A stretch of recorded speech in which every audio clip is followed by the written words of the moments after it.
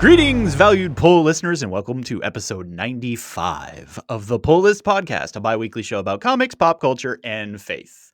My name is Chris Poirier, and with me, as always, the one, the only, as seen on DC's The Swamp Thing, because I haven't done that in a long time. I was about to say that's a deep cut for this current season. Okay. Hector! Greetings. And Daredevil DC Knights version. DC Knights version. Fair. I'm just saying. Fair. With a K. We know how to spell here. Sort of. How's it going? Oh, it's good, you know. You know, it'd be that way. It does. It'd be a podcast. Quick note before we, jump into our normal things. This is the end of technically on paper season 8.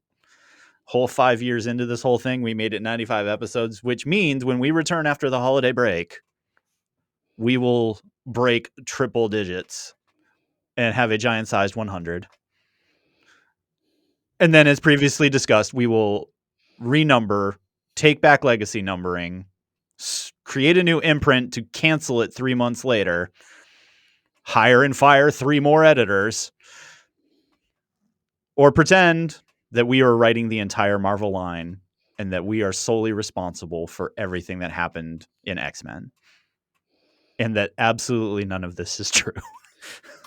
I like the giant size 100 thing. That's okay. a good idea. I take it back. The giant size 100 is absolutely probably how we're gonna do that thing. So, stay tuned. It's good. I got a couple months to plan that. Guests and more. Guests. And 27 variants. Oh, how fun would it be if we know when our launch date is for season 9 or whatever, that we do a countdown with like fake variant covers. Stay tuned. We either just made somebody really happy or really annoyed. And that's what I'm here for. But I mean, I guess that means it's time to actually talk about the comics and, as stated, give the people what they want. So I guess you know what that means. It's time to strap yourselves and prepare yourselves, for we've got Comic Sign. Better put the word out. Get ready for the nerd out. Better put specs on. Better bring necks on. I cut handsome checks for my expansion sets. They call me Obi-Wan. Act like you know me, son. I am happy this time around that I feel like I have comic books to talk about. So that might be part of it. But anyway, on today's season completion, the season finale, if you will, of the poll list for episode 95, we've got a wonderful show for you. On the poll list, Chris and Hector talk about how there's nothing to read. And then this time there was too much to read, but that's good. So we are going to hit the latest news that you need to know, our must-pull recommendations from the last 2 weeks, our favorite new number ones. I had more than one, but that's not new for Chris because I read a lot of indie comics, and so very much more. This, no, go ahead. Is the Poll List Podcast. Hey, yeah, no. Yep. I was gonna say, I haven't actually been to the shop in 3 weeks. I've just been having people grab my pulls. So first of all, a lot of indies. How dare you? And second of all, that explains your number one, because it's not from this. It's not from the last 2 weeks. No, but issue 2 is, and I backtracked. That's fair. I had a feeling you knew that, but here we are. Yeah. So yeah. News. I got a few of the mass media things in here because they're things that we haven't talked about, and just to kind of signpost for a few of you, we are going to take a hot minute to actually talk about Loki. And if I didn't tell Hector that, well, congrats, we're going to talk about Loki a little bit, because it happened. And I mean, a lot of Marvel things have happened on the big screen, little screen in the last couple months, but a lot. How about 2? Well, yeah. I was like, for real, bro, two. I Two's mean, not a lot. technically across this season, I'm trying to remember. I don't know. Actually, yeah, I guess they did pull a lot of projects, so who knows? Eh, Marvel, but let's talk about that in a second.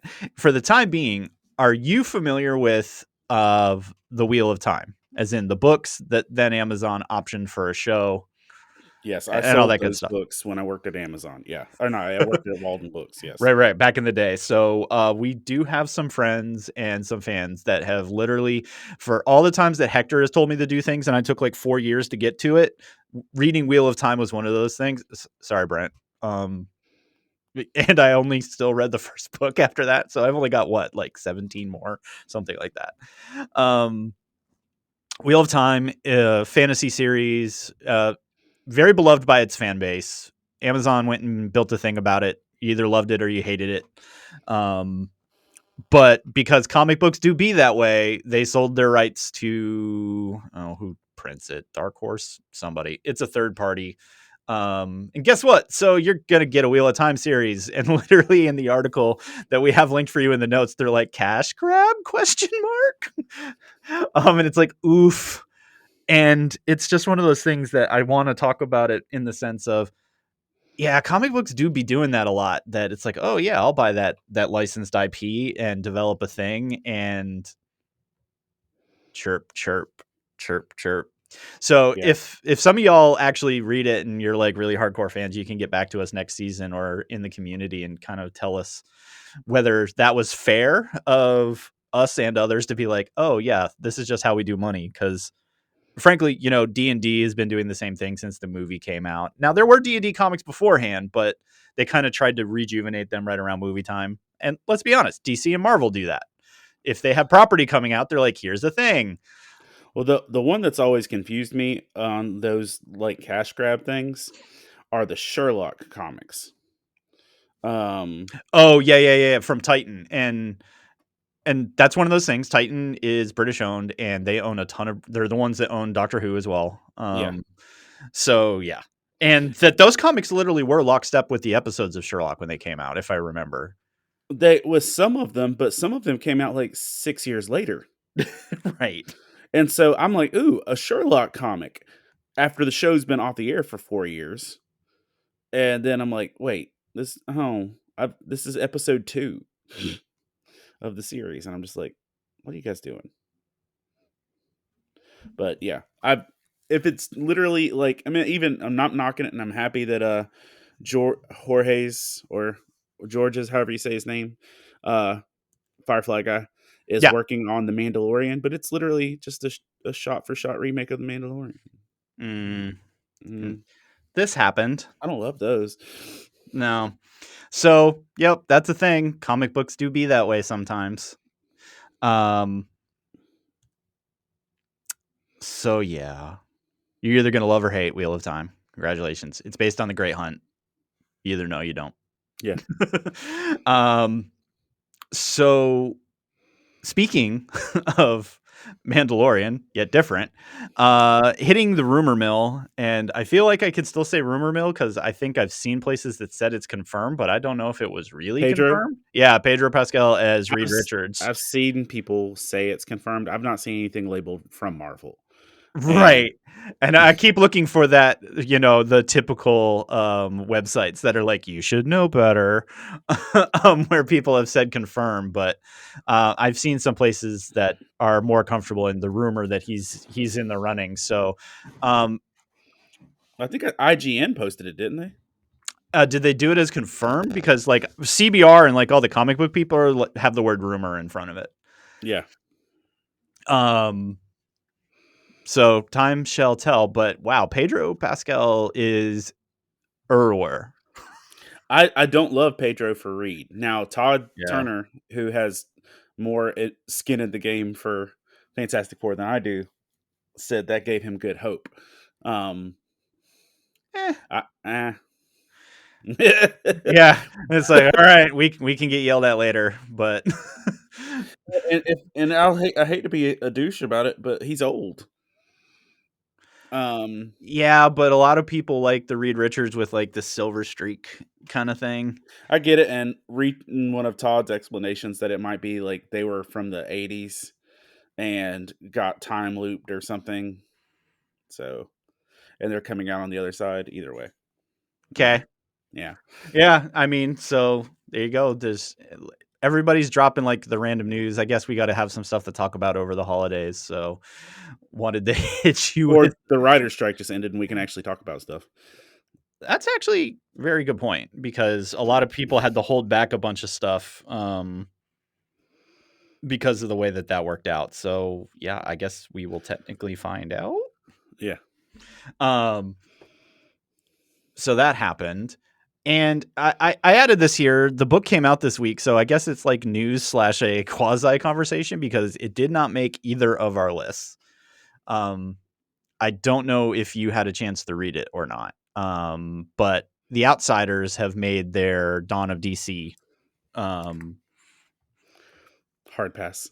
Yeah, Yeah. and so that's why I kind of wanted to ask you about it because I felt like the Rebirth iteration of Outsiders, I thought both of us liked.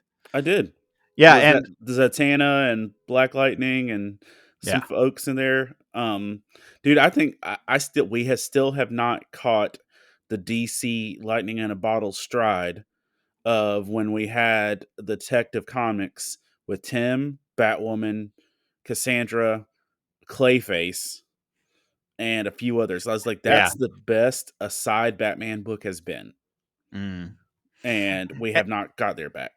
So The Outsiders have returned, and I guess this is the quasi review of these poll listeners have said, Well, it's just like I mean, I will say this: one, I didn't want to invest more money in another Bat book right now. fair. Two, in basing solely on a cover, I looked at the cover and said, um, "What's the Ron Swanson thing? I don't think I'm interested in that. No, Right. I know I am not interested in that." And that was like literally it. I like looked at the cover, and nobody on the cover said, "I'm invested in you and your life and your story." So Well, this comic book amateur reviewer slash professional reviewer took one for the team, and yeah, I technically didn't finish that book. okay. So So, who's on the Outsiders other than Batwoman and Batwoman? Lucius Fox, Is he Batman? sorta. Wait. Lucius, He's not. right, but he's wearing the suit, but it doesn't come out and say Batman. So But it's not Lucius's son. It's Lucius. yes, pretty sure. So his son is Batman, and now Lucius is also wearing a suit. Maybe it was the kid. I wasn't paying that close attention because as soon as I realized that it basically wasn't the cool Outsiders that I wanted it to be, I did kind of check out. So you might need to check because They went back and forth. A character called the Drummer, that's a older individual, and they make fun of them being old. And I was trying to figure out if that's a pull that I also missed. And yeah, it felt like a very random team. And they're kind of addressing the multiverse falling apart issue that using Fox money and Wayne Tech, they're basically tracking all the what appears to be the anomalies of things that are going on kind of post everything. So it I don't know. Maybe it's that I just lost interest, but it also just felt like what's happening here and why. A number one should tell me why I care, and I'm not sure it did. So if you're interested in The Outsiders, they are back. You can pick it up. You can come to that determination on your own. But I just kind of wanted to signpost this as we really liked The Outsiders in Rebirth. I feel like The Outsiders and Red Hood and The Outlaws were like two really great books that just didn't translate over for some reason. Red Hood is getting a mini in the beginning of the year. Well, there you go. Maybe. That's Red Hood the Hill. Oh, right. It's one that's been sitting on the shelf forever waiting to come out. It's like, I'm going to do it. No. Okay. Yeah. Red Hood has not gotten a lot of love since we've done whatever the Dawn of DC is. And Right. he's just been kind of a poop on a cornflake situation Oof. of like, let's just abuse him where we can. And that's like one of Hector's like jams, y'all. Yeah. Yeah, Yeah. that's what. Yep. Renee Montoya is the question. Red Hood. We just haven't got a lot of love lately. But in that capacity, I just really want to see, move forward with a good story. I still miss now. On the flip side, Red Hood and the Outlaws did get a webtoon series where a lot of other comics didn't get, and you are getting Bizarro and Artemis. So Okay. it's the team I want, not the writing and the medium I want. Yeah, right. Yeah. But I've also gotten a lot of Red Hood content without paying for it, so win-win. Winning. All right. Well, then maybe there's some hope. I kind of put this in here as a what did you do, DC? Because Dawn of DC has kind of been that way, and we haven't really talked about it in that context. But so there you go. I guess the beginning of the year might give us a little more insight. So enjoy your holidays. Then we'll see if DC wrecks them. No? All right. Fair enough. Moving right along. Comixology is dead. Long live Comixology. What? Like the Amazon byproduct is dead? Yep. So they bought Comixology. It basically isn't working or making any money the way that they want it to. So they're fully integrating it into Kindle, killing the Comixology brand, and just all your stuff's on your Kindle. Have a good day. That's how it's been for a long time, though. Yeah, I kind of felt the same thing when I was reading the press release. I'm like, isn't this kind of what Amazon did anyway? But yeah, Comixology brand's dying. I believe from what I read, they're in the word Comixology is going to go away. All your stuff is still going to be available. It's just, Kindle app / Kindle, all that good stuff. So I think the only thing that's important here is digital comics still just don't know what they want to be or how they want to sell it. Because this seems to be the ebb and flow every 6 to 12 months of here's the new app. And then nobody uses it, or at least not the level that they want people to be using it. Last time I saw numbers, they said less than 10% of people are reading comics digitally still. Well, and I think that's the thing. They thought, oh, we'll milk this market dry. Yep. And there are times that I've bought some stuff out of convenience of like, I can't get a book and I'm on the road or something. Yep. But I think comic book collectors want comics. Yep. And Marvel and DC are like, stop making, no, I don't want to print these things. Printing costs money. Just go to the app, and they're just not getting the conversion rates that make them feel comfortable. So it's interesting. But I never really liked Comixology as a platform anyway, because Amazon tried to kind of integrate it and take it over anyway. And it's like, nah, you bought the thing. You should have just called it Kindle from the beginning and be like Kindle Comics. And make that money. Well, because like some people are just like, but I don't have an Amazon Kindle, I have an iPad. And so like that was the thing of that was they had to rebrand themselves so they didn't get caught up in the Apple, Samsung, not with the cool kids battle. Interesting. Yeah, you're not wrong. And so finally, Loki. Low-key on Loki. I don't know. Yeah. Yeah, it works better in print. Feels like we should have like some of that lo-fi in the background for the rest of this. Yeah. But I watched Loki in one sitting. Ooh, that must have been an interesting experience. Yeah. I actually watched it in real time. I bet it actually is really like first of all, I just want to say, out of all the Marvel projects in all of Phase 5 so far, that was my favorite. WandaVision is still pretty high for me. Was WandaVision technically in 5? Or was it the end of 4 as the transition? I'd have to look at the timeline. I don't know that. Maybe? I feel like all the TV was 5. Well, they did really weird things between 4 and 5 and where stuff fell on the timeline, but yeah, it's when stuff got weird. This is one of the best things Marvel put out in a while, and I feel like Loki season 1 wasn't bad, right? But it also didn't like hit me. Mm-mm. It was like, cool, this happened. I didn't feel like I wasted my time. It moved us from point A to point B. But Loki season 2 was just like marinated just all the right places. Yeah, and I think to your point, kind of going back to like the WandaVision discussion, that it actually made you think about some things. It definitely made you care about a lot of people.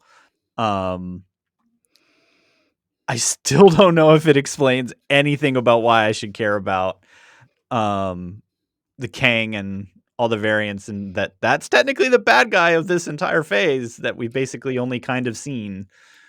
Well, did you watch Ant-Man? No, because that's the way it's been. Did they fix part of their problem with Kang? Oh, the whole Kang theme is huge in Ant-Man.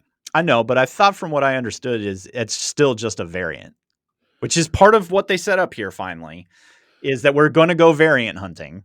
Yeah, but you get Um, lots of variants in their different capabilities. okay.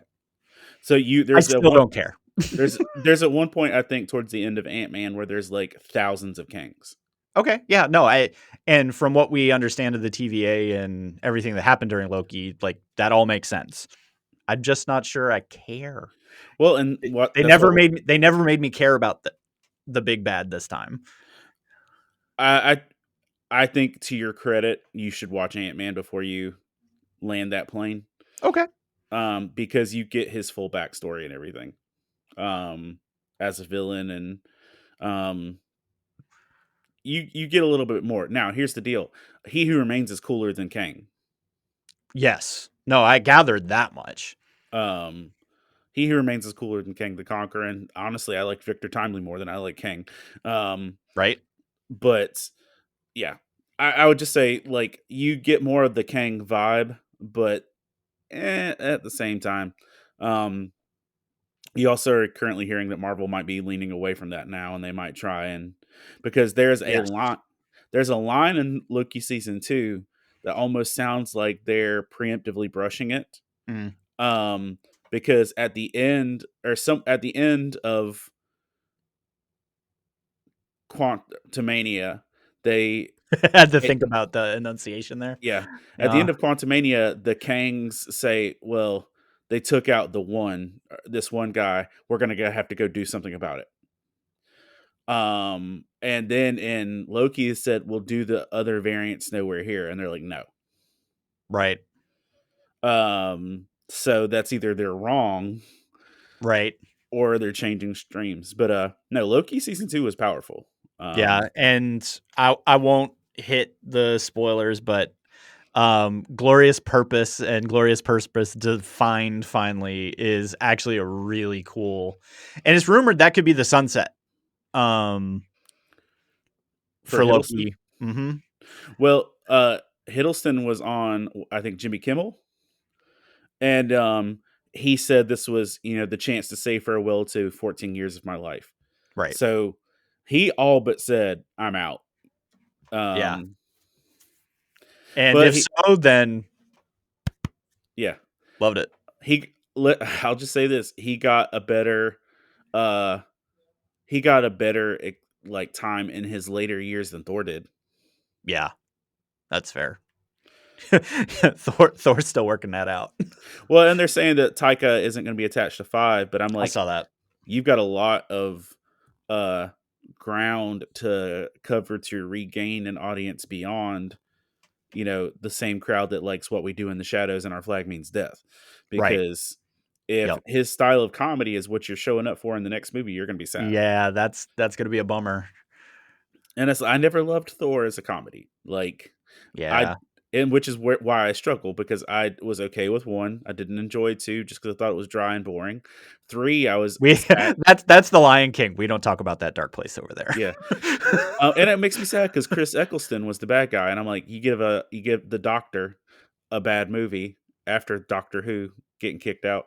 But like, I didn't enjoy Ragnarok a lot because I knew how deep a Planet Hulk story could be, and I felt like it was wasted content, and that just kind Mm. of put a bug up my crawl. And then I just like 4 was fun, but it's just like I just feel like he hasn't arrived at his glorious purpose yet. I see what you did there. Now I feel like Thor in the Avengers movies is better than Thor in individual movies. Actually, I don't disagree with that.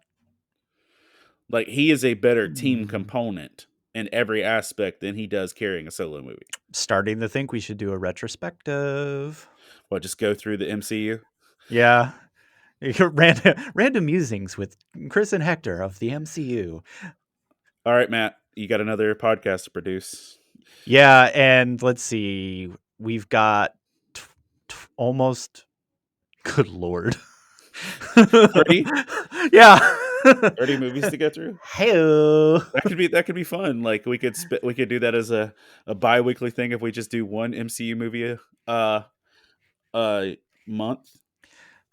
Or one MCU. Yeah, okay. We alternate it with the pull list. We do pull list, MCU, and then we can go back to fourth. And then after we get there, we can start each week. We can put them in the new ranking of where they fall. Ooh. And then at the end of it, we'll have a definitive pull list ranking. It'd be fun. You heard it here. Yeah. All right. Or maybe we do 2 movies a thing just so we can like expedite life. Why? I thought the whole point of like marketing everything is drop. Yeah, that's fine. So Bro, we don't need phases. You tell me something's coming in phases, I tune out. Oh boy. All right. So that is what you need to know. Maybe you didn't, but no, wait. Hector's gonna throw an audible. Let's do it. I was just gonna say on the Loki season 2 thing, I did just drop a new Loki devotional Bible study on Loki season 2. Going off the end of it and stuff with that. So it's on faithandfandom.org and on my podcast channel too as well if you want to check that. But yeah, I enjoyed it. But shameless plug. There's no condemnation for those in Christ Jesus. Chris. Oh. Jot that down. Yeah, I'm gonna need you to jot that down. Yeah. All right. Well, now that is what apparently I needed to know. And that's our bi-weekly look at the industry and delivering you the inside knowledge. And as always, you can join in on the conversation with Hector and I over on the Love That Nerd Facebook community and in the Discord channel, because Hector's a big boy now and he's almost got it. So I will say this, and I will say this with a firm reminder. If you want me in the conversation, tag me. Yeah. Because I get lost otherwise. Like I'm like trying to find the exit to get on the right ramp to get to the conversation. He's looking for the sign. He's like squinting. He's turning the radio down so he can see better. And I turn the radio down when I read a menu. I swear I do. So yeah, join in on the geeky adventure with some of your friends and with Hector and I. We've got, the holidays coming up, so might have some additional time to argue with you or, be proven wrong, because that does happen. So tell us what you liked, what you hated, and even what we missed. We do love all you guys, and this is about community and all that good stuff, and ultimately comic books, and that's what we're here for. The comics is. So Hector, for this season's finale, what made your list? Okie dokie. Hokey smoky. So there's going to be not a lot of big surprises here. If you've listened to any of this stuff. Let's see. Let's beat the dead horses. Honestly, to be fair, non-DC books outweigh DC books, which means maybe you will be surprised. That is true. Yeah, no, I was just reading that. And in comparison to previous episodes, you should not be surprised. And my list is almost going to read exactly similar in that sense. All indies? Well, not just all indies, but I'm only talking about one book you might not have heard leave my mouth at some point. Okay. Oh, look, there's an advertisement for the new Outsiders. There it is. Written by Jackson Kelly. Yeah, nah, dude, that's not Lucius. He said that's okay. Yeah, it is. I scanned over and I saw Fox, and I keep forgetting about. Well, Lucius has 2 kids, and this right. is the not. Yep. Alpha kid. Oof. Well, he was a kid that didn't exist for most of the continuity, and then just showed back up. Right. So Zdarsky Batman. I'll say this is one of Zdarsky's better Batman run attempts. It made the list because it's slightly better than the slightly hot garbage that's been lately. Well, I didn't hate Gotham War. But we've been in Oh, this weird. oh, I'm sorry. I'm throwing this in. This is the only good part of Outsiders, and I should have snapped a picture of it. Is also the other reason he's throwing together the Outsiders team to figure out all the anomalies and everything is this phrase was uttered by Fox that I'm getting tired of Gotham going through some type of war or family dispute every year. Right? Oh my gosh. Okay. Take a picture of that and send that to me, please and thank you. I was just like that seemed a little on the nose. You and me both, brother. Right. It's like, Well, it's just like the one like issue of Nightwing when he came back from the fear state thing. He's like, yeah, now that nonsense is over. And like right. literally in the issue. Yeah. By the way. So like where this is at, Joker is officially back. Okay. And it's our first Joker proper in a Batman proper book in a minute. Great. So can I be that guy? Because it means I need to pick Batman back up. Okay. Number one. Number two, which Joker is it? They reference now, and what's crazy to me is when they're talking about the three Joker thing. Yep. Is instead of saying in Batman the three Jokers, correct. They're saying it from Justice League 50. That's the editor note. Every time the three Jokers are mentioned, it refers back to Justice League 50. I think interesting. And isn't that the one where the Justice League got killed? I think or so. Is that 75? All right. In my mind, that's to the internet. Yeah, see what Justice League 50 is. Well, now make sure that they actually give me the right one.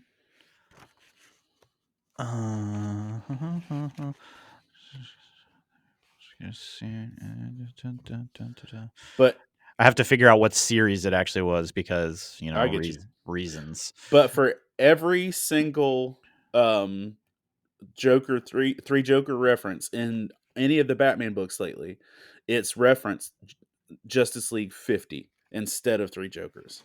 I think maybe because of some of the Red Hood, Barbara Gordon stuff that was taking place there, that maybe that's why they're not directly referencing that, or maybe that's an outsider thing. But here's the short version. Ready? I feel like I got to go back. It's the 2018 one, which would have been Rebirth. Yeah. I don't feel like it's been that long, but whatever. Did they get through 50 issues before 2018? That sounds about right. Yeah. Well, just check it. It's Spurrier's, but now I kind of want to go back because just reading it, interesting. Joker is murdering a bunch of people, setting up like elaborate, what do you call it? Tableaus, like the displays of people stuff. Ooh. So we're back to hardcore sociopath Joker. We're back to hardcore sociopath Joker, and he's kidnapped a bunch of stuff, people, murders, etc., bloody crimes. Dang. Where he's going through and killing all the people that train Bruce. Talk about having one bad day. Yeah. But like, not sorry. So all the people that Zdarsky introduced us to in The Night, his training montage book. Right. Joker's pursuing them and killing them. Okay. But we don't wait a long time to get our introduction. There's a scene where Batman follows clues and walks into a room where Joker's laid out a tableau of Bruce's parents being killed. Oh, dang. Of Robin being killed. Okay, good. A PTSD snap this bro in half. No. Literally, dude, there's one shot where you see bodies laid out of Bruce's parents killed, Robin killed, Alfred with his neck snapped. Okay, yeah, my bad. This was worth picking up. Okie dokie. And then also Selina's dead body, air quotes. Right. Okay. Because Gotham War left us with the presumption that she's dead and she's off with a new identity somewhere. But Joker still included her body with it. But and then he's like, we're not doing this, Joker. He's like, oh, I'm not here for you. He's like, I want to talk to the real one. And he's like, what are you talking about? And then Batman literally shuts down. And something Joker has done has triggered full Zur-En-Ah. Oh. And so Batman snaps back up in like full berserker mode. He's like, tonight's the night I kill you. And Yeah. like Let's do this. and so you see Bruce in the sunken place, like from Get Out. And he's like, you've got Bruce in his own head trying to communicate with Zur-En-Ah saying, let me out. He's like, oh, this isn't about you anymore. And he turns and behind Bruce, in Bruce's head, is every version of Batman in our existence in Zur-En-Ah costumes. Like, hold on, like Okay. I'm talking like Keaton, I'm talking like Batmite, I'm talking like everybody. That's good. No, I'm serious though. Like Batmite's in it. But like straight up, the first thing you see is like these are the Batman in his head. And so basically, while we've gone through failsafe, there's even Batman the Animated Series, Gotham by Gaslight, Batman 66, Dark Knight Returns. Super heavy? Super heavy. He says, or basically from what I'm gathering is like since the failsafe thing, Right. that Zur-En-Ah Batman, who is Batman's mental failsafe, has gone through and corrupted every other aspect of him so that he can weed Batman out. That kind of checks out with some of the stuff that's been going on that kind of didn't make sense. Right. And that puts it all into a better perspective. This was good. This was good layering. So this also helps what he did to Jason currently, Yes. most likely. Okay. All right, Chip, you done did it. That's what I said. This was a solid entry. As much as I hyped it up the last episode, Uncanny Spider-Man Still delightful. got to issue 3. And by the way, like what I didn't reference or recognize just because of the haircut and different things is that he's not just having flirtations with someone on Silver Sable's team. It is Silver Sable. She just looked different and I didn't recognize it. Okay. Now I will say this as a disclaimer because, pastorally speaking, I don't like it when our faith-based heroes are inappropriate in their intimate contacts. Like it's not my favorite thing. Yeah. Matt Murdock be inappropriate all the time, and so but there's like some scenes where Kurt and Silver Sable are together. And like she's actively being paid by Vulture to hunt Kurt down, and she's being intimate with him. That sounds about right. Well, I mean, that's kind of Sable's go-to, right? Right, it is. She says, listen, when the helmet's off, I'm a real person. When the helmet's on, I'll kill you. Okie dokie. And so there's that. And then and so she's setting up some bigger play, but then we see that I forgot what the technology was called. Hold on. But what's the X-Man X-Force character that looks like a computer glitch of equipment and stuff? Warlock? Huh? Is there an X-Man named Warlock?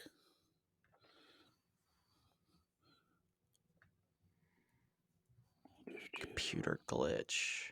He looks like a pile of computer equipment. Oh, the bad guy from X-Men? Yes.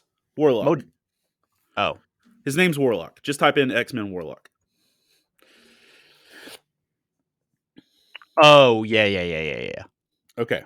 So see, I went somewhere else, but interestingly enough, created by the same person. So yes, from the Mojoverse. Yeah, that's what I was like, Mojo? Yeah. So basically, Nimrod and Vulture are using Warlock's powers and abilities to mind control and infect and upgrade anybody they want to. And it's not that they're mind controlling them, they're literally genetically altering their brains to think different things are right and wrong. That's a lot. Yeah, and so they're doing this. So we get versions of Cloak and Dagger that have been warlocked. And they said that Vulture has turned Warlock into war paint. And so they can cover them almost like a symbiote, a digital symbiote. And so that's where it's left them, is that not only are they gathering mutants, they're turning them into weapons in that capacity. But you get a lot more of not only just the development of that and the Silver Sable stuff. You do get some solid, like, I still like Jesus in here somewhere things, but I'm still kind of lost vibe from Kurt. But one of the things we do see is that he's trying really hard when he's in a public persona to keep all the Spider-Man quips up, which are terrible. Right. And they've officially landed on a name for him, a public name. Take two guesses what his Spider-Man name is. I legit got nothing. Like, here's what they call him: the creepy crawler. So that's a thing. Did you read the Cole? It's disappeared from my shelf, so I'm guessing I was the only one that bought the first two. All right. So the Cole happened. Like, oh, so the namesake finally showed? I don't know. What's a Cole? Is that like a usually means killing a bunch of people. Yeah, that. So the giant, which is why I was kind of like, so they did the shifty thing. The giant kaiju that you saw at the beginning of in episode 1 or whatever. That's like out there. When they went into the cave, that went out, and it disintegrated or assimilated a lot of people in the town. And so the kids make it back out of the environment. They've all got superpowers now, or something. And then, but like they're trying to hide it, like because one girl had giant butterfly wings, and so like they can turn it on and off.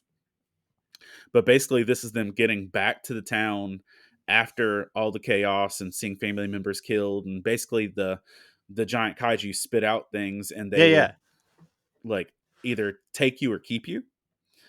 Or disintegrate you. And so they're just trying to track down their family. And it turns to like one of the moms thought the kids were never coming back because apparently they've been gone a while. Sure. And with the whole time stream deal. And so one of the parents was about to unalive themselves by walking up to the kaiju. Oof. And so the kids get there and they find the note, but then they realize the cup of tea is still warm, so they run down to the beach to try and stop it, and that's where 4 ends. Still good development. There's only one more book left, but they're also saying that the power is manifested as a representation of what they saw in each person. So basically, each person dictated what they could do based on their own internal monologue. So fun. Huh. Interesting. And did you read Daredevil? Yes, I did. I'll say this: improvement. Yeah. Matt was less cussy for no good reason. Also true. We got a little bit more of the orphanage pastoral side of this. But then we also got the stuff that just tracks like you don't know how to write this character properly. And I don't want to be too critical, but I feel critical. Yeah. It's like when he goes, man, I just want to care for these orphans, but tonight I want to hurt someone. Like that feels like Batman. That doesn't feel like Daredevil. Like the literal line is like, tonight I need to hurt someone. And I'm just like, that doesn't track. I think for me right now, where a lot of my pain point is with Daredevil is I feel like the art is pulling me out. And I've made this comment about books in the past that, I mean, art stylization is always going to be kind of a personal decision for folks, but this feels kind of like a 90s book. Yes. Yes. And not necessarily in the good way, at least for me. And that's why like the fight scenes I think are supposed to be cool, but I almost found myself like flipping past the 3 pages of action because I was like, this isn't Daredevil that we've had for like the last 5 to 6 years. And it won't be. I'm just trying to find some things that are good in what we've got. Um, That's fair. and I like the interaction with the social worker. She's like, whatever you've got going on for the good of these kids, figure it out. Figure it out. Figured out. Figure it out. And yeah, but no, 1,000%. Looking at the what you just said about '90s action, bro, that straight looks like something I would have picked up in like 7th grade. Yeah. In terms of layout, art, shadows, the whole deal. Um, And if that's the vibe they're going for, well, then cool. Then yes, you nailed it. you nailed it. 2 things I'll say are positives. I like that they're including the handicap accessories of Daredevil's like life. I did take notice to that. Like, the fact that he has his text on impaired mode or whatever, that like his text will read out to him and stuff, because we know that Daredevil can see the echolocation and stuff, but him actually reading a LED screen or whatever is probably Right. not functional. Yep. So I also appreciated that they returned his batons to his cane that actually separates and becomes his throwables and all that. Like I went back and forth on it, but I was like, okay, I see you. I don't love it. I'm on the other end. That's fair. It felt a little weird, but at the same time, it's like, okay, you've now made it that it literally is with him at all times. Now, where the problem, I just literally, it pulled me out of my suspension of disbelief, was there's one panel, that's this page, and it was this page specifically as I was reading it, where like in his cane, there just appears to be an infinite amount of chain. Like Right. there's no logistics. I'm looking at this chain, and this chain could be enough to like hold a suspension bridge. That's coming out of that cane. Are you Spawn? What is happening right now?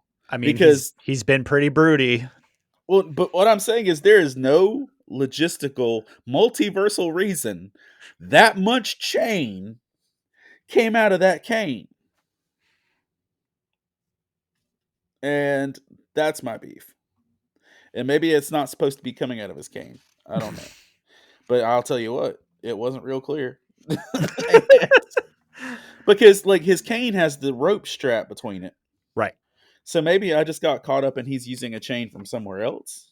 Mm. That might be it. It looks like there was just a chain somewhere else. I'm wrong. I apologize. It was a construction site. There is a chain. But there's a scene where he's holding his cane, and I'm like, where's that chain coming from? And that's just me. I got distracted. I like the thing of the thing I think it was the most solid one. I also, when somebody says holy poop or holy F word, it's Daredevil. Like then the next page, somebody says the exact same thing, holy F word, it's Daredevil.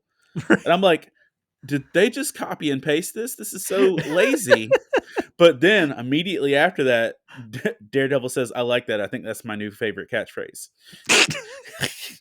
So it's like, okay, at least you acknowledged that. But I really did love the next to last panels or whatever it was, or close to the end of where his priestly partner sends him a voicemail of quoting scripture to him, telling him you need to actually take care of your flock. And he says, I don't know where you are right now, Mateo, but it ain't where you're supposed to be.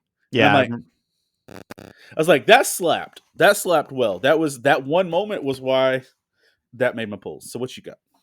What you got? Show me what you got. All right. So I read 47,000 new indies that dropped.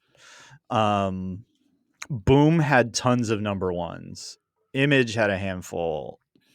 I lost track. I doubled my purchase this week in comparison to most of the rest, and I still only ended up with 5. But at least that happened. So there's this book from Boom called Lotus Land. And I'm going to try to explain this. Let me explain. No. So Let me sum up. right. City of Vancouver, year 2648 of our Lord. Lots of future-y stuff going on. There's like a central government like project going on that seems to have some type of like genetic modification type stuff going on. It's not super clear, but you get introduced to a character and his kid that are like living out in the wilds of Canada, separated from technology and everything, living the peaceful life, not dealing with it. And apparently he was part of this government agency, and basically his old partner shows up and is like, we got to drag you back in. He's like, I'm not going. So, we've seen this story, right? Yeah. But we still don't really know the context. It's just that you are the only one that knows. And so he goes and he makes this weird offhand comment about, but I can wear the gloves, right? And they're like, yeah, of course. And it's like, cool. Homie likes a nice pair of gloves when it's chilly out. And he basically meets the guy that's like in charge of this government program that we still don't really know what it does and everything. And it's basically, you got to go find this dude. And he's like, cool, if I do this thing, leave me alone. Right. And there's a little backstory about his kid and his ex-wife and stuff like that. That doesn't really land, but I think they're trying to make something there. But by the end, he finds the guy he's looking for, and he basically gets all shot up by the tactical team that is behind him when he's like, no, I'm supposed to get that dude alive. And clearly, somebody had other plans type of thing, but he takes the gloves on and he touches the dude. And apparently he can basically catch a glimpse into the dude's mind. Doesn't fully explain it. You just get a couple panels of clearly something else that's a memory of the dude that's dying. And that's where issue 1 ends. And I'm like, okay. I was like, again, some of y'all are doing a really good job of setting up a story I want to read and then jacking it up by issue 2. But this is another one of those, okay, I want to understand this. Tell me what the weird government thing in Canada of all places is. Why this dude apparently, if he touches other living things, can like see their memories or some part of their brain. Yeah, unpack that for me. I'm here for it. Art's pretty cool. Lots of muted colors offset by actual color. Like this is the inside the dude's brain. It's like, it looks like it could be that literally the dude that he was looking at was drowning, or that's just how he sees memories. It's not clear yet. Okay. But that was kind of dope. To hit kind of the high points of some of the other things, Phantom Road by Lemire has been like on hiatus for like 2.5 months. And we kind of finally get the end of the arc. And this is what makes me angry. It took 2.5 months for this to finally come out, between issue 5 and issue 6. Issue 6 in Image Land usually means a 3 to 6 month break is coming. Right. That they're going to drop the trade of this and it's going to go quiet for a while. So part of me is upset that this didn't really move the story. But it is reestablishing that the two people that are transitioning between the real world and this weird zombie space, where if they kill people, we found out a few issues ago, those are real people that are probably alive. What happens to them if we kill them here? The center of their little road stop are their version of a Buc-ee's gas station, which is still a really great pull for me. I'm like, that's random, and they're going to get there. The FBI agent that's found out that her dad was actually a secret agent as well. And something called Project Jackknife that actually, it seems to be like the X-Files connective tissue of figuring out these anomalies. Like they give us all those pieces and it just kind of moves on. So it's good because we still don't know what they're transporting other than that it's some type of young alien being something, and that it doesn't let them get far from the truck, and that they got to bring the thing to Golgotha. I just want to pull that back. Yeah, that we're going to Golgotha. Yeah. Yeah. And that there's a dude that very much feels like the devil that they met, like a while ago. There's still a lot to unpack there, so it's still keeping my interest because Lemire does this thing of he likes to sprinkle stuff that we're going to figure out like 3 issues from now. So super fun. Arcade Kings finished their mini. Okay. And we now basically know that the story of Arcade Kings is about two brothers that got separated because, well, basically they didn't like each other. Their father was an absolute punk to them growing up, like straight up mentally and physically abused them. And it's in this weird arcade / they're martial artists and they like arcades and stuff, type stuff. But their dad basically tries to siphon the energy of other people to like make his return to the ring type of thing. But the brothers finally band together. They beat dad and they both take over the arcade together. And it's a great ending point. The book is still pretty and everything, but the very end of the book, The very end. the very, very end, where it says the end, you get one of the hench people for their dad's like, hey, kind of feels like you guys are in charge now. So you guys want to be kings, huh? Now's your shot. And there's this giant poster of this tag team tournament in the future. So I don't know. And then it says game over on the back cover. So this starting story is done, but there's obviously room for them to continue telling stories in this 1 through 6 mini format, which I'm starting to fall in love with because it is what it is, right? The story gets told, it has an endpoint, and then if they want to tell something else, they just tell it. And then finally, Rare Flavors #2 came out. Ooh. So we get the book, and you had an interaction with that, right?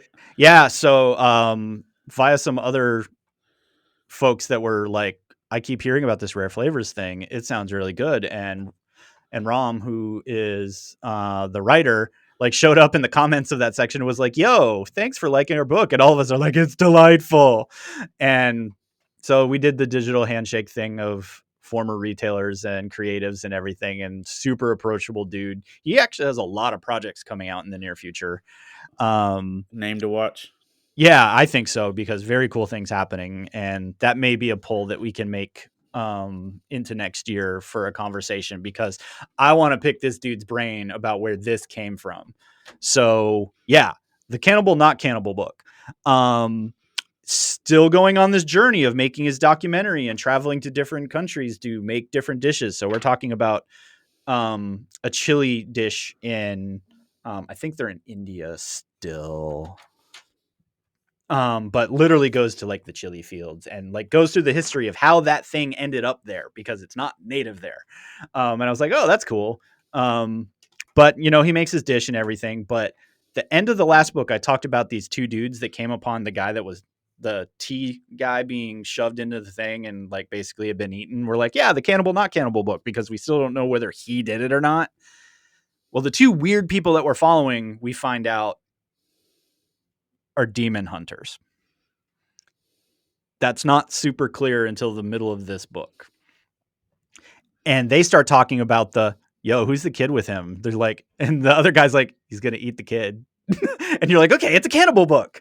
And it slowly unpacks that you're getting this vibe that there's more to this big dude than is led on. And then he even says, and he's like, why is this guy spending so much time not eating people when that's what this guy does? And I'm like, cannibal book. Got it. And then finally, he turns around and basically faces them in the desert, the big dude. And he's like, so are we going to do this? And the two of them are like, I don't know. Are we going to do this? What are you doing? And he straight up is like, you know what I am and what I am capable of. And they're like, yes, you're a devil. You're a demon. You do evil things. And they're not being figurative. It seems pretty clear that they're like, you're not of this plane. And he's like, right. So are we doing this? Or he's like, I'm just trying to do something different. And this phrase he keeps using over and over again of, I really know people and flavor and food and people, is just repeated over and over again in a really uncomfortable way. But again, I've hit the end of this book and go, did he eat the other dude?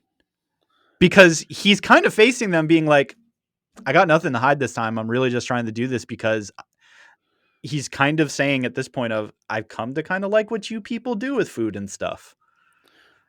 So he's a demon that has a history of like, eating folks, but now he just likes culinary arts. Possibly. Yeah. Again, I keep saying you hit the end of an issue and you go, it's both. It's not either. What are you doing? And so I'm still absolutely loving this journey because it's like, is that what it's going to be? Or is he literally just prepping this kid that he hired as a videographer for like an ultimate meal at the end? Like, it is not clear. And it is becoming way more awkward as we go. But very cleverly done. And that's why I'm like, this is either really evil or really brilliant or both. So all I could say is this is really interesting how we're dealing with that. There's a book I did read this week that did not make my list called The Deviant. That's about basically a dude that dresses up as Santa Claus and murders kids that come to the mall.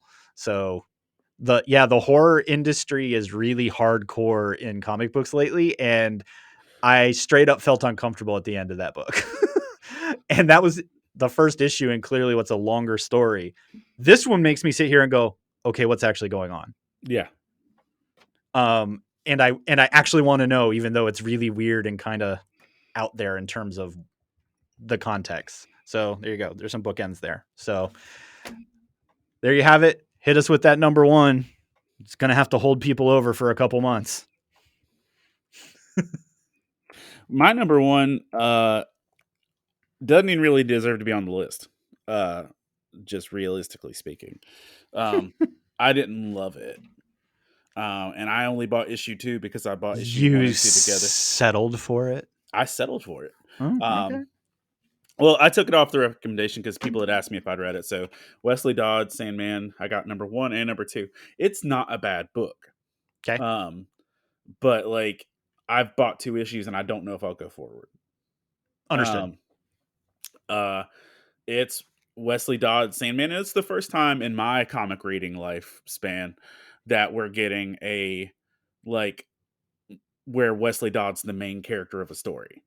Got it. And we're getting like his backstory. We're getting his Batman lifestyle. We're getting him and his butler. We're getting his girl Friday type situation. Like it, this to me felt like reading Hal Jordan in New Frontier. Oh, that's kind of cool. Right. I mean, it does. It has that Darwin Cook feel, and you know, and that does.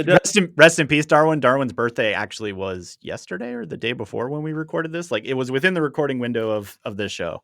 Yeah. Darwin was a heck of an artist. He was, and I think that maybe I am getting Darwin vibes from it. I think you are, because I seem to remember the creative team or other people at DC posted that a lot to the timeline when it came out, and I feel like a couple of them were talking about Darwin Cook's work in the same breath. If you like Darwin Cook vibes, if you like a 1940s noir storytelling, this is solid. It is good with it. Issue 1 and 2 were not bad. It just also was not like, oh man, I can't wait. But they were also the last 2 books that I read. Okay. After reading all the other books that I bought. I know that vibe. I got 9 books in a 2-week window, and they were the last 2 books. Other books that did not make it. Hold on, let's just say this for the sake of kicks and giggles. Batman and Robin number 3 was close. It was good. Okay. Poison Ivy 16, not good, personally speaking. Womp womp.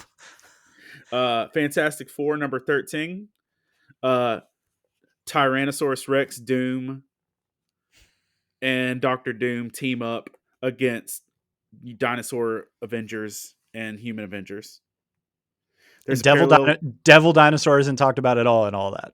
No. No, Moon Girl and Devil Dinosaur? Yeah. Yeah, there's a whole reference to that. They're like saying, I wonder if, since this is a parallel world, do you have like a devil human? They actually have that conversation. Okay. All right. So that was I feel better about it. yeah. And it turned out fun, and it was the Thing outsmarting Doctor Doom, which was fun. I mean, I feel like that's always fun, yeah. But like it was just like I'm over the dinosaur thing, so it was really like that's why I didn't make the top pulls. But yeah, what's your number one? Okay, so it's new, but it's not. I spoke about this when I was reading when it was coming out and everything, but Geiger, Ground Zero. So what they've done is they've gone back to retell the origin of the character. It's going to be a 2-part mini, but it's really good to get more background here. Part of this is I just like, it's Jeff Johns and Gary Frank. So Gary Frank was the Watchmen artist. So it's got those vibes always through all the stuff that he's done in this. But I'm just going back to the thing of this is part of Images. They're forming a new imprint called Ghost Machine, which is all the stuff that falls in the unnamed universe. And I mentioned this before that this is what I really like about this because I fell in love with Junkyard Joe, which was the robot that was created for Vietnam. Right. And Todd Turner turned us on to that. And I enjoyed Geiger, but going in the next year, they're going to give us Redcoat, which is all the way back to the Revolution, the Northerner, which is Civil War, the Monster, 1944, so something about World War II, the Ghost, which is present day, and then the Unknown War, which leads to Geiger and, you know, basically stuff getting nuked and you become a glowy man that can't die. So there's a lot going on here and they're universe building. And I think that's what I appreciate about what's going on here is it's new, it's different. And they're basically doing we're telling an untold history / alternate future with all these different pieces that are lining up to it. And if any of them are as good as Geiger was in the first round and as Junkyard Joe, this is going to be something to look out for in 2024 of the whole unnamed universe. 2024 sounds like science fiction. We're going to have flying cars and floating skateboards. Woo! Oh, we're supposed to have those already. That's sad. Happy holidays, everybody. Well, I guess that's going to do it for us in 2023 here on the Pull List Podcast. So that is episode 95 completed, now in the books, in your ears, on your eyeballs. Well, maybe not on. That probably hurt a lot. But you can see us on YouTube this entire season. We did the YouTubes thing, and we'll be continuing to do the YouTubes thing. So, you know,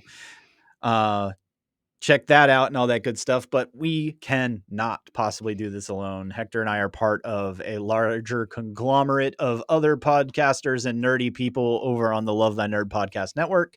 Lots of new shows are available now. Hector's got new stuff over there. I'm interviewing a professional wrestler right after this. Ooh, let's go. So that's happening. Keep an eye out for that. So yeah, you can hit us up on lovethynerd.com, check out, listen, podcast, find previous episodes, new episodes, and new shows. But Hector and I do, from the absolute bottom of our nerdy hearts, want to thank each and every one of you for listening, for choosing us to be your comic book knowledge factory. And so don't leave us hanging. Rate and review the show. I mean, we get paid in likes and stars.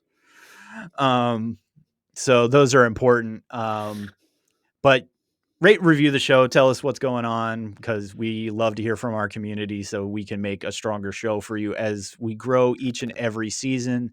So thank you, thank you, thank you. You can find us in just about all the places. It's time to say farewell, but not goodbye, for we will see you in the new year as we take a little break to recharge our batteries and read all those wonderful comic books. So thanks for listening, and remember, kids, read more comics. I'm gonna take all 7 continents as a game of risk.